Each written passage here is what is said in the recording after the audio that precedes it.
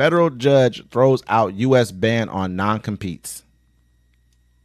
A federal court in Texas has thrown out the government's ban on non-compete agreements that was set to take effect September 4th.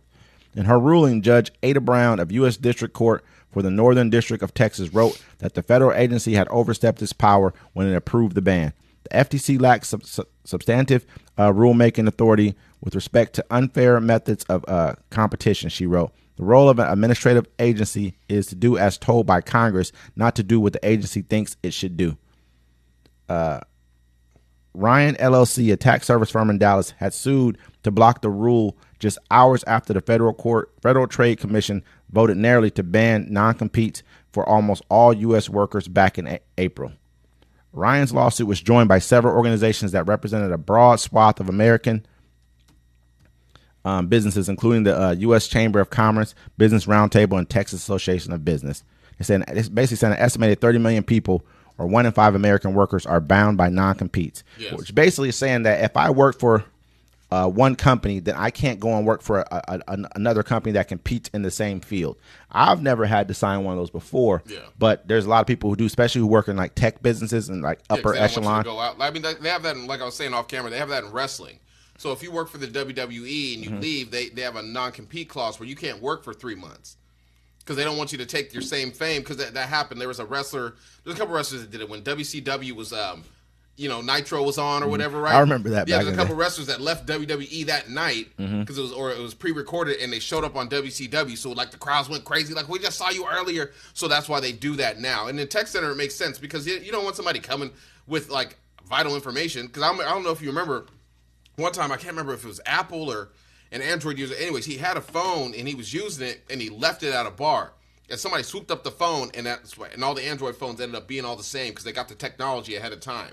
Really? Yeah. So they try to. I mean, it makes sense like non-compete, but you sign it like read that fine print and you see Disney about to pay that money to the guy. Hell yeah. What'd they say? They said, look, we're gonna let it go to court. We're gonna let you do it, but we feel bad. But they got people reading their forms and stuff, bro. I told you, bro. I told you it's not worth the press. At the end of the day, if I'm not, man, hold up. I ain't even signing this no more. I'm not even going. It ain't worth it. I'm cool. If I die here, I don't want to get into that but yeah, if you die somewhere, bro, they can't tell me because I signed up for something that's unrelated. Disney Plus is unrelated to me going to your theme park. It makes you actually think what's all in that fine print, but a lot of people just keep on clicking. I do. I ain't gonna lie. Yeah, that's a whole lot of shit to read. That's too much to read, bro. Do you agree? Yeah.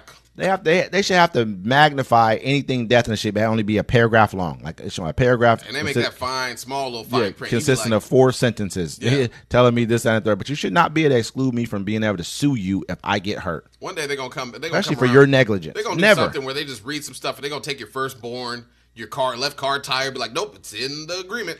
I don't think this law is right, though. I don't care, man. If you fire me, I don't own this business. Do I have stock in your business? Am I going to be able to still eat off your business? I don't care. It's just like people that go to a job and they want more money. It's like, look. It's like some people have ideas. Like, look at with Google. Yeah. They had an opportunity to have Twitter as their business, right? And their business, right? They had an opportunity for Twitter to be a part of their business. And so the guy came to them, was like, hey, he tried to shop it to him. I forget the guy from Twitter's name. What was his name?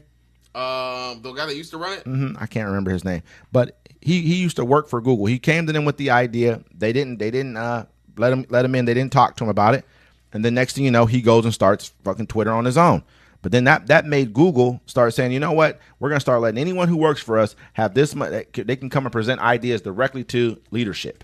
You know what I'm saying? We're going to set aside some time and reserve that for that. It makes perfect sense, man. Jack Dorsey. Yeah, Ken Dorsey. You know what's crazy? Jack Dorsey and Jack Dorsey. You can fact check this. I can find it. Jack Dorsey and a couple other CEOs of major companies all resigned on the same day as the Epstein trial started. Really? Yeah. Dead ass.